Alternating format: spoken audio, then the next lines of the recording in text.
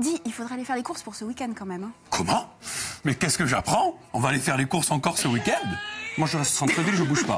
Mais oui, ce sera plus pratique. Non, là-bas, il y a tout sur non, je place. ne bouge pas. Allez, s'il te plaît. Bon, ouais, ça va, on en parle avec nos invités? Ça va. Allez, c'est parti.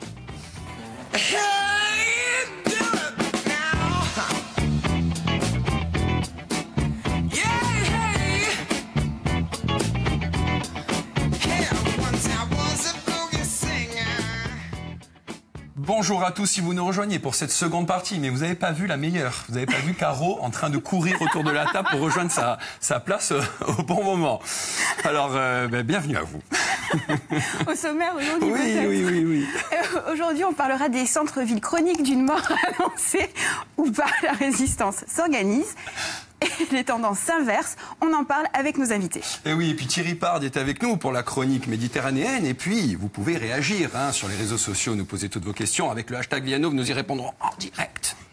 Et puis, comme chaque jour, le grand moment de Vianov. Marie-Jo, avec la revue de presse. Et des titres plutôt intéressants aujourd'hui. Oui. Pour une fois. Oui. On a le Parisien qui s'enthousiasme vraiment avec son titre « Les Français et le sexe libérés !» point d'exclamation. Oui. Voilà. Une étude d'une chercheuse du CNRS révèle l'évolution des Français concernant leur rapport au sexe. Eh bien, écoutez, la sexologue affirme qu'il n'y a pas de retour à l'ordre moral, mais plutôt un processus de libération. Donc, l'article s'intéresse aux sex toys et aussi aux sites de rencontres qui, évidemment, libèrent nos chers Français. Il y a 6 pieds en tout. Ça fait beaucoup. Non, il n'y en a que 4, c'est bon, tout va bien. C'est un petit peu confus, comme le sexe. Alors, on continue,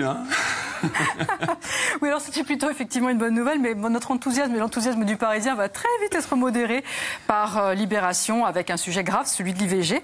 Ce titre, l'IVG, ces médecins qui menacent le droit des femmes. En fait, le quotidien s'intéresse aux médecins qui utilisent la clause de conscience pour, c'est leur droit, pour ne pas pratiquer l'IVG, mais surtout qui mettent parfois les femmes dans une vraie difficulté. Et surtout, c'est un moment quand même de détresse en général. Une IVG n'est pas un moment de plaisir, donc c'est très difficile d'être jugé, d'être repoussé et puis surtout de jouer avec les délais légaux. Donc voilà, médecin anti-IVG, liberté sacrée ou abus de conscience. Bon, c'est libé, fallait bien qu'il y ait un petit jeu de mots, abus de conscience, abus de confiance, bien entendu.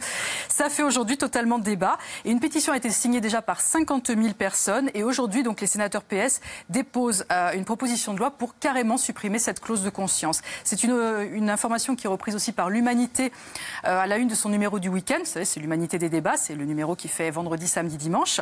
Droit à l'IVG, donc liberté en péril. Et le quotidien ajoute que l'accès à l'IVG se dégrade en France, dresse un état des lieux parce qu'aujourd'hui, en fait, c'est l'occasion, pour l'occasion de la journée mondiale de défense de ce droit. On reste dans le domaine de la santé. Oui. Je fais toute seule. Oui, faites. Allez-y. Faites comme chez moi. Oui, faites comme chez vous. Avec Corse Matin qui décrypte pour nous les résultats de l'enquête qui s'appelle Escapade, c'est joli comme enquête, et qui est publiée par l'Observatoire des drogues et toxicomanie.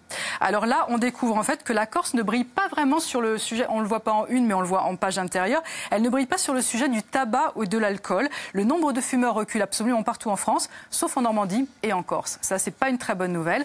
On découvre aussi que 94% de nos jeunes de 17 ans ont déjà consommé de l'alcool. Oui, des quantités peut-être pas forcément toujours raisonnables. On rappelle quand même que la vente d'alcool est toujours interdite aux mineurs. C'est vrai. C'est pas forcément toujours à la maison, ça quand même. En revanche, il y a une carte de la consommation de cannabis qui a été publiée dans Corse Matin dans les pages nationales. Et là, par contre, la Corse est très très bien classée. Enfin, très bien ou très mal, je ne sais pas selon vos avis. C'est vraiment la région où la consommation est la plus basse. Dans le sud, ils se régalent quand même. Il y a on se démarque quand même. Bon, écoutez, c'est plutôt minoritaire. Ça doit être un peu ringard chez nous. C'est plutôt une bonne nouvelle. Oui, bien sûr. On continue avec la santé. Oui, écoutez, je vais vous dire la vérité, j'ai pas pris les bonnes fiches, c'est celles d'hier. Donc voilà, écoutez, faute avouée est à moitié pardonnée, il paraît. Donc, ou pas. On va me tirer les oreilles après. Avec Ouest France, on va regarder la une de Ouest France qui titre sur une information extrêmement importante. Antilles, ce pesticide qui empoisonne. Vous savez qu'à l'occasion de son voyage aux Antilles, le président Emmanuel Macron a reconnu la responsabilité de l'État dans l'empoisonnement au chlordécone, qui est un pesticide extrêmement dangereux. Il a parlé aussi de scandale environnemental. Ce qui est important de savoir, c'est qu'en fait, ce pesticide a été utilisé aux Antilles jusqu'en 1993, alors qu'aux États-Unis, il était interdit depuis 1977. Donc la toxicité était tout à fait avérée et l'État n'a pas interdit son utilisation. Voilà, je vous laisse sur cette note pas très très positive. Non. C'est dommage. On avait si bien commencé, vous et moi. Je suis désolée. On commençait avec le sexe, mais on finit effectivement avec des maladies et un scandale environnemental. Je suis désolée, mais c'est grave, il faut en parler. Vous avez bien raison. Merci, Marie-Jo. Merci beaucoup, Marie-Jo. On se retrouve lundi. On se retrouve lundi, oui, bien sûr, avec grand plaisir. Très bien. Rebonjour à notre spécialiste de la Méditerranée, Thierry Parr. Alors, la crise des migrants, Thierry, est plus que jamais dans l'actualité. Elle rebondit.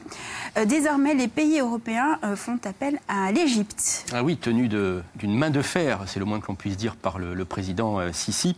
Eh bien, l'Égypte est présentée comme un modèle d'efficacité aujourd'hui contre les embarquements clandestins et elle doit servir de point d'appui pour une coopération élargie avec l'Afrique. Alors, l'objectif du président du Conseil européen, eh bien, c'est de proposer aux pays africains, justement, un partenariat allant bien au-delà, aujourd'hui, de la lutte contre les passeurs. Après le pic de la crise migratoire en 2015, l'Union européenne a déjà conclu un accord avec la Turquie et avec la Libye, accord qui a contribué à une forte baisse, justement, des arrivées sur le continent via la Méditerranée. Il faut dire que la question migratoire reste une des préoccupations majeures des 28 et c'est aussi un sujet profondément clivant entre pays du Sud qui souhaitent une meilleure répartition des réfugiés à l'échelle du continent. Alors pour le moment, eh bien, l'Égypte, le plus grand des pays arabes aujourd'hui, a confirmé la tenue d'un sommet au Caire avec l'Union européenne. Mais on est bien loin d'un accord et surtout de solutions pérennes. Alors autre pays, Thierry, le Maroc, où le chômage des jeunes est une véritable bombe à retardement. Ah oui, complètement. 7 ans après le mouvement du 20 février, la version marocaine du printemps arabe, l'avenir de la jeunesse est plus que jamais d'actualité dans le royaume. Ces derniers mois, des mouvements de protestation ont eu lieu. Ils étaient souvent menés par des jeunes au chômage. Dans le pays, justement, le chômage touche principalement les jeunes de 15 à 25 ans. Le taux culmine à plus de 42% en milieu urbain. Le phénomène devient structurel avec la déperdition scolaire et la faible diversification du tissu productif national. Un fléau qui est aussi lié à la transition démographique de ce pays avec l'arrivée de plus en plus de jeunes donc sur le marché du travail, même si la croissance a été plus élevée, un petit peu plus élevée en 2017. Le roi du Maroc a bien reconnu ces difficultés lors d'un discours en octobre et le FMI, lui, a tiré la sonnette d'alarme. La presse locale qualifie le chômage des jeunes de bombe à retardement qui nourrit mécontentement et frustration. Mais pour le moment, aucun plan n'est avancé pour inverser cette difficile tendance. Allez, on conclut en beauté, Thierry, avec un artiste profondément méditerranéen, j'ai nommé Pablo Picasso. Ah oui, c'est sûr que les amoureux, les amateurs de Pablo Picasso seront à l'honneur en 2019, surtout. Pablo Picasso a donné tout son sens à la notion de chef-d'œuvre. Ses expositions à Paris en ce moment et puis à Valoris proposent une plongée au cœur du génie du maître qui a disparu il y a de cela 45 ans. En plus des expos, eh bien, jusqu'à la fin 2019, l'événement Picasso Méditerranée, évoquant des lieux qui l'ont inspiré, réunit une soixantaine de musées et d'institutions d'une dizaine de pays, France, Espagne, Grèce, Italie, Turquie. 2019 sera donc ainsi une année Picasso pour le plus grand plaisir des amateurs d'art et puis pour les passionnés donc du travail du célèbre peintre espagnol. Merci beaucoup Thierry. Un mot quand même sur le sommaire de Méditerranée. Et là, on parlera de protection de l'environnement, puisque c'était une semaine, un début de semaine en particulier consacré donc à cette thématique avec le direct depuis le site de la Parate. Et demain, cap tout d'abord sur la Turquie pour découvrir la réussite d'une réserve marine. Et puis nous irons au Portugal. Le pays devient un champion en matière d'énergie renouvelable. Allez, c'est demain à 11h30. Merci beaucoup Thierry. On vous retrouve donc la semaine prochaine pour une autre chronique méditerranéenne. Allez, il est 12h34, c'est l'heure du débat de Vianov.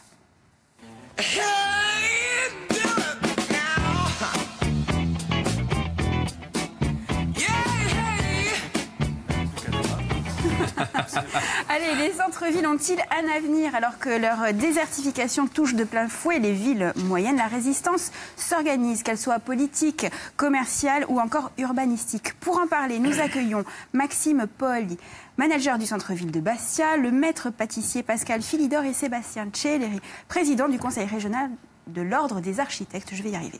Bonjour et bienvenue. Merci d'avoir accepté notre invitation. Alors, vous conviendrez que mon introduction était un peu positive malgré l'urgence de la situation. Quand on écoute les commerçants et habitants des cœurs de ville, les loyers exorbitants, la concurrence de la périphérie, les espaces publics inadaptés, la liste des points noirs est longue. Maxime Paul, les centres-villes sont-ils si mal en point que ça ? Alors, moi je peux essentiellement parler du centre-ville de Bastia, qui est celui que je connais le mieux. C'est un centre-ville qui connaît des problèmes que connaissent la plupart des centres-villes des villes moyennes, de la catégorie de 40 à 70 000 habitants en France et en Europe, de manière générale. Cela dit, on a une chance, je dirais, c'est qu'on est l'un des centres-villes les plus dynamiques de France, selon l'étude Procos qui a été sortie au mois de janvier. Mais ça ne veut pas dire qu'on est exempt de tout problème et de toutes les problématiques dont vous parliez, qu'il s'agit du foncier, qu'il s'agit du stationnement, qu'il s'agit de tous ces problèmes-là. On a de la chance de pouvoir compter sur des associations de commerçants qui sont quand même très dynamiques et sur un tissu commercial qui est très dynamique et organisé, sur une CCI qui fait beaucoup de choses et évidemment maintenant donc sur, je dirais, une action qui est beaucoup plus globale avec également la mairie qui a pris en compte toutes les problématiques des centres-villes. Et aujourd'hui, on est sur, je dirais, une tendance plus, je pense, à l'avenir meilleur qu'à un avenir aussi noir que vous pouviez le présenter. Sébastien Tchelleri, on parle beaucoup du poids de la périphérie dans le déclin des centres-villes. Mais n'était-ce pas prévisible, en tout cas inévitable? C'est le propre de la ville que de se transformer et peut-être que le centre se déplace. Alors oui, le centre se déplace, on dit que la ville se déplace, mais tout ça c'est une question on va dire, de qualification de ces endroits-là. Est-ce qu'on peut dire aujourd'hui que ces périphéries sont vraiment de la ville? C'est-à-dire avec l'analogie qu'on peut faire avec le centre-ville, la qualité qu'on retrouve en tant que piéton essentiellement dans un centre-ville, au-delà de l'aspect patrimonial, etc., c'est déjà le fait qu'on puisse s'y déplacer à pied. Grande notion, et après aller chez son commerçant et avoir cette véritable vie de proximité. Ça passe par l'espace public, donc les rues, les places, éventuellement des parcs, des jardins, mais tous ces espaces où le piéton, l'espace dédié aux piétons. Ce qu'on ne retrouve plus dans ces fameuses périphéries, voilà, c'est un élément structurant qui manque, il n'y a pas d'espace public. Les seuls espaces publics qu'on retrouve, ce sont les galeries des hypermarchés, souvent sans lumière naturelle. Qui ont remplacé les rues, au final. Voilà, et en fait, on est dans de l'espace privé mis à disposition à des heures données. Sinon, pour le reste du temps, on se déplace en voiture et où le piéton est relégué à simplement un flux et quasiment une marchandise, je dirais. Mais c'est une notion importante qui fait que toute cette qualité se perd. Pascal Philidor, vous avez une boutique en centre-ville, mais également une boutique dans un des centres commerciaux de la périphérie. Qu'est-ce qui a motivé votre choix et quelle est la stratégie commerciale qui sous-tend ce choix? Stratégie commerciale, là le terme la mort du centre-ville, je ne pense pas qu'on va vers la mort du centre-ville. Tant mieux. Parce que le centre-ville continue à se battre. Au niveau culturel, Ajaccio, on est vraiment bien lotis. Et oui, comme le disait le monsieur, c'est les clients en centre-ville, ils ont quand même la zone d'achalandage, elle est quand même gigantesque. Hein. Le cours Napoléon, c'est pas peu. Et pourquoi j'ai été vers Baléone avec Monsieur Padron, c'est parce qu'on veut toucher plus de monde. C'est pas la même clientèle ? Il n'y a pas du tout la même clientèle entre le centre-ville et la périphérie. Alors, il y a match, parce que, j'ai un petit commentaire sur Facebook, bien sûr. Hein. C'est très compliqué, cette question du centre-ville, entre les horaires des boutiques, non adaptés aux gens qui travaillent, c'est-à-dire les boutiques ferment entre midi et 14h et dès 19h. Et puis, sans parler des embouteillages, on a tendance, c'est vrai, à délaisser le centre-ville. Alors, peut-être qu'il y a une partie des personnes quand même qui ont du mal. Une grande partie de la population du centre urbain d'Ajaccio n'a plus envie de rentrer en ville. On a vraiment de gros problèmes de circulation, de gros problèmes de parking. Et les gens, de rentrer en ville, pour eux, ça leur paraît être l'impossible. Hérésie, quoi. Si je puis me permettre, c'est quand même un peu la question de l'œuf ou de la poule, en fait. Parce que quand on parle des stationnements, du stationnement qui est compliqué, de la circulation qui est compliquée, des horaires des commerçants, il y a des études qui ont été menées et qui ont démontré, en fait, qu'on ne vient pas au centre-ville forcément pour le commerce. On y vient pour le travail, déjà. on y vient pour les services publics, on y vient pour la culture ou le sport ou les animations. Tout à fait. Et donc c'est pas forcément le commerce qui va motiver les gens pour rentrer. Alors là, je m'adresse plutôt aux managers du centre-ville. Qu'est-ce qui est fait dans ces villes moyennes pour attirer le chaland, je dirais? Alors, ce qu'il faut comprendre déjà, c'est que c'est pas le centre-ville qui a changé, c'est la société. Le centre-ville, c'est le même depuis des dizaines, des centaines d'années. Hein. C'est des villes qui sont là depuis longtemps et qui n'étaient pas. C'est le tour qui c'est le tour, et puis c'est surtout la société, je dirais, qui a changé. C'est-à-dire, elles n'ont pas été conçues ces villes pour avoir des foyers qui ont 3 voitures. Ouais. Elles n'ont pas été conçues pour avoir des gens qui font des kilomètres et des kilomètres chaque jour, qui partent d'un point à un autre, qui reviennent, qui se déplacent, qui polluent. Donc, en effet, tout le paradigme a changé et sur les 40-50 dernières années. Donc évidemment, on se prend ça de plein fouet aujourd'hui et on essaye de faire ce qu'on peut.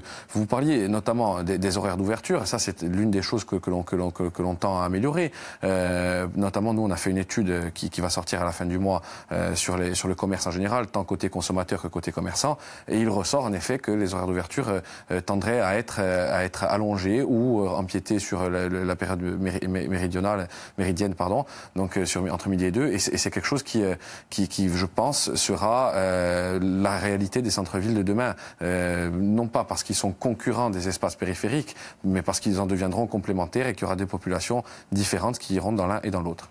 Sébastien, quelques chiffres. 132 000 mètres carrés de surface commerciale, dont 15 000 mètres carrés pour les hypermarchés, près d'une centaine de boutiques disponibles dans les 2 galeries marchandes. Ces chiffres concernent uniquement la région ajaxienne et les 2 centres commerciaux. On ne parle pas du reste, évidemment, de la région bastiaise ou encore porto-vecchiaise ou cortonaise, peu importe. Est-on clairement dans une surcapacité commerciale en Corse ? Plus que ça, on est même dans un cas qui est totalement caricatural et extrêmement alarmant. Parce que, vous donnez des chiffres, si on compare par exemple, rien de moins que l'un des plus gros projets commerciaux d'Europe, Europa City, en région parisienne, dans l'Est parisien. Donc c'est un programme mixte avec énormément de surface de logement, de parcs, etc. Et 200 000 mètres carrés de surface commerciale, mais taillé pour un bassin de population de plusieurs millions d'habitants. Oui. Là, 130 000 mètres carrés sur un espace de quelques kilomètres carrés, c'est taillé pour... si la Corse faisait 1 million d'habitants et dont 800 000 à Ajaccio pour le pays ajaccien, on serait adapté. Là, on peut dire pour le coup que c'est une véritable menace pour l'équilibre territorial d'une manière générale, pas seulement pour les centres-villes. C'est-à-dire que ça bouleverse tout le circuit économique en fait en l'occurrence du pays ajaccien. Donc on est sur un cas là, totalement alarmant. Alors, le gouvernement d'Édouard Philippe a pris en compte ces évolutions et a lancé le plan Action Cœur de Ville. 222 communes ont été retenues de taille moyenne, dont Ajaccio et Bastia. Voilà, comme ça, au moins, il n'y a pas de jaloux. Le plan prévoit 5 milliards d'euros d'investissement sur 5 ans pour ramener, ou en tout cas retenir, habitants et commerces dans les centres-villes. Alors, comment vous gérez ça, Maxime Paul, à Bastia? Et puis après, on demandera à Pascal s'il voit déjà les effets du plan Cœur de Ville à Ajaccio. Alors, pour voir les effets, ça va être très compliqué puisque les conventions viennent à peine d'être signées et c'est des plans pluriannuels. Donc, mais en tout cas, nous, à Bastia, on est très contents de bénéficier de ce plan. Déjà, ça il y a veut 40 dire hectares qui sont concernés à Bastia et 173 à Ajaccio. Ça va être un grand chantier, une zone qui est quand même assez étendue même chez nous. Et ce qu'il faut comprendre, donc, c'est que si on a été, Bastia et Ajaccio, sélectionnés, c'est qu'il y a bien un problème aussi chez nous. On n'est pas sélectionné parce que tout va bien. Donc c'est parmi les 222 villes, s'il y a une revitalisation à apporter, c'est qu'il y a de la vacance commerciale, c'est qu'il y a du foncier vacant, tant pour le commerce que pour l'habitation, c'est qu'il y a des problèmes tout simplement de flux. Donc il y a des soucis que ce plan va nous aider évidemment à améliorer. Après, ce sont des actions qui vont être engagées par les collectivités et que le plan viendra aider sur le plan financier à hauteur de plusieurs centaines de milliers, voire 2 millions d'euros. Et c'est quelque chose qui est géré chez nous donc par la DRUC, la direction en responsabilité de ce projet. Et c'est quelque chose qui va avoir de véritables impacts, notamment sur des choses comme la préemption de commerce, du foncier, etc. C'est quelque chose qui est très important pour éviter notamment qu'il y ait des zones blanches et des zones de creux dans les centres-villes. Il y a 10% de commerce vacant, selon une étude de 2015, dans les villes moyennes. Nous, on est un petit peu en dessous et c'est pour ça que Procos nous a avait consacré comme étant l'un des centres-villes les plus dynamiques, mais ce qui ne veut pas dire que 9%, notre taux est oui, c'est pas satisfaisant. Voilà, c'est pas satisfaisant du tout. Non, c'est bon, j'ai ma réponse. Pascal, moi sur le côté technique, mais sur le côté ressenti de terrain en tant que commerçant, est-ce que vous ressentez l'impact des décisions municipales directement sur votre commerce? On parle du centre-ville. Oui, bien sûr. Il y a une baisse de fréquentation et d'activité au niveau estival cette année. Oui, qui vont impacter de 20% quand même. Généralement, c'est quoi? Ce sont les travaux qui... L'embouteillage, le manque de stationnement, c'est ce qu'on parlait. Sébastien, le manque d'animation aussi? L'animation, il y a des associations quand même qui se battent pour essayer de faire tout ce qu'on a dit tout à l'heure, les heures d'ouverture, différer les heures d'ouverture. L'été, on va pas faire les courses en plein après-midi quand il fait 50 degrés. On va à la plage. On va à la plage et donc ça vaudrait le coup d'ouvrir un peu plus tard. Et il y a des associations au niveau associatif qui vont, j'espère, réussir à faire bouger les choses et les commerçants. Enfin, voilà, moi j'ai pris les devants. J'ai pris les devants de deux manières. Hein. J'ai anticipé la baisse d'activité en partant... en suivant François Padron sur ses projets pharaoniques et en restant en ville. Et donc je me bats aussi avec les associations du centre-ville pour essayer de faire bouger, parce que c'est dur à faire bouger les commerçants aussi. Hein. Il faut quelque chose d'attractif. Oui. Sébastien, vous vouliez peut-être réagir sur l'action Cœur de Ville? Alors, oui, parce qu'après, ce qu'il y a, c'est que déjà Ajaccio et Bastia, c'est deux situations différentes.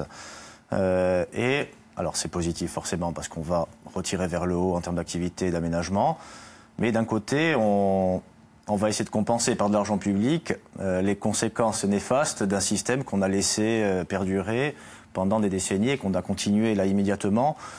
Donc, il y a un déplacement de l'organisation de la société, du politique au pouvoir économique. Oui, alors ça c'est indéniable. Bon, Maxime parlait de l'évolution de la société. Ça, c'est un fait majeur. C'est-à-dire que par sa traduction en termes d'aménagement urbain, aujourd'hui, depuis d'ailleurs quelques décennies, Ajaccio c'est encore un bon exemple, la ville s'étend sur ce qu'on appelle un urbanisme d'opportunité, c'est-à-dire un terrain libre, un promoteur l'achète et fait absolument ce qu'il veut dessus.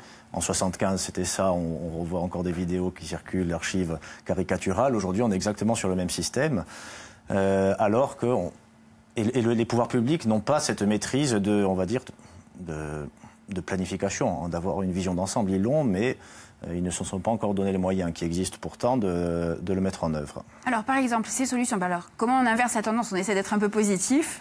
Il faut bien sûr voir sur le long terme. Il y a des outils opérationnels, donc les plans locaux d'urbanisme en l'occurrence. Donc ça, on ne grave pas dans le marbre, mais on acte et on spatialise une vision politique du développement d'un territoire sur plusieurs décennies. Ça, c'est une chose. Et après, dans la pratique, ça sera par la concertation entre les acteurs économiques, ce qui n'a pas été fait en l'occurrence sur les pôles urbains principaux que sont Ajaccio et Bastia. C'est de dire, regardez, les capacités sont limitées, vous avez des ambitions qui sont bien au-delà. Rassemblons tout le monde et essayons de répartir équitablement les ambitions de chacun au vu de ce que le territoire peut accueillir. Et on parle des centres commerciaux, mais c'est aussi le cas pour la construction de logements. Oui, tout à fait. Comment les architectes ou les urbanistes peuvent intervenir? Quel rôle ont-ils à jouer dans ces schémas-là? Alors, les architectes, mais plus généralement les professions de l'aménagement du territoire, c'est les urbanistes, les paysagistes notamment, les ingénieurs. L'acte de construire, c'est une chose, mais c'est le dernier maillon de la chaîne, on dira. Moi, je souhaite vraiment que nous puissions collectivement être présents bien en amont, c'est-à-dire en assistance dès la définition des politiques publiques d'aménagement. C'est-à-dire du conseil auprès des collectivités, d'être présents dans le cadre de l'élaboration des documents d'urbanisme et des documents de planification, que ce soit communal, intercommunal ou supracommunal aussi, parce que maintenant on a plusieurs échelles de documents, et justement d'apporter cette vision de projet que l'élu, même s'il a la volonté politique, n'a pas forcément la capacité de spatialiser un projet. Nous, notre mission régalienne, c'est de traduire en vision de l'espace un projet politique. Voilà. Maxime, pour les solutions en tout cas les initiatives à prendre facilement et rapidement pour inverser la tendance? Alors, c'est mon rôle, hein, donc ça tombe bien. Donc, l'action du management de centre-ville, hein, qui est une fonction qui est assez neuve, hein, dans le paysage, je dirais, administratif français, ça vient de Belgique et du Royaume-Uni essentiellement, c'est une action qui se distingue des autres parce qu'elle est transversale. Donc, d'abord, on a un travail de diagnostic et d'études parce que c'est quelque chose qui, notamment à Bastia, n'avait jamais été fait. Et donc, quel est vraiment comment marche le territoire économique que l'on a en charge. Donc ça, c'est l'une des premières actions que l'on doit faire. Ensuite, on a une action de concertation avec tous les acteurs, qu'il s'agisse des associations de commerçants ou de la CCI ou de tous nos acteurs qui peuvent travailler dans le même sens que nous, je dirais. Et puis, il y a l'action de proposition et d'action. Alors, par exemple, au rang des propositions d'action, il y a une refonte de la signalétique qui va être faite dans les mois à venir, parce qu'il y a une signalétique que l'on a identifiée comme étant défaillante. Et un autre exemple rapidement. Un autre exemple, dans le cadre du projet Cœur de Ville, il y a notamment la préemption dont j'ai parlé, ou alors un autre projet qui est très intéressant, qui est porté par notre première adjointe, c'est la Smart Parking, une application qui permettra de trouver des places grâce à une application avant de rentrer en ville, savoir où sont les quartiers où il y a des places et où c'est qu'il n'y en a pas. Alors messieurs, on va vous laisser 30 secondes pour nous dire si le centre-ville a encore un avenir. Vous commencez, vous avez 30 secondes. Sébastien. Alors, oui. Non, oui, c'est pas facile. Le centre-ville a un avenir, j'en suis convaincu, à condition qu'on contrebalance complètement le mouvement qui a été engagé il y a plusieurs années et qu'on revienne vers un équilibre territorial en matière d'activité, de flux de transport, et aussi que justement l'évolution de la société pénètre un petit peu les consciences et qu'individuellement et collectivement, les gens aussi remettre un peu en question leur propre mode de vie. Maxime, Merci. très rapidement. On a des exemples de centre-ville qui marchent très bien. Il faut s'en inspirer. Rien ne remplacera jamais le fait de pouvoir marcher au soleil sur la place Saint-Nicolas ou sur le cours Napoléon ou la place du Diamant. Donc les centres-villes vivront et vivront toujours. À nous de faire en sorte qu'ils vivent dans les meilleures conditions avec leurs acteurs économiques. D'accord, merci beaucoup messieurs, merci d'être venus nous parler de ce sujet plutôt important, hein. Le centre-ville, on aime beaucoup le centre-ville, mais bon, il se passe plein de trucs. On espère que vous avez votre réponse, nous on se retrouve dans quelques instants pour la troisième partie de l'émission. On va faire du sport, de la nutrition, qu'est-ce qu'il y a aussi? Ah oui, il y a de la mode aussi, tendance, vous allez voir, on va se régaler, restez avec nous, on revient dans quelques instants. Merci beaucoup.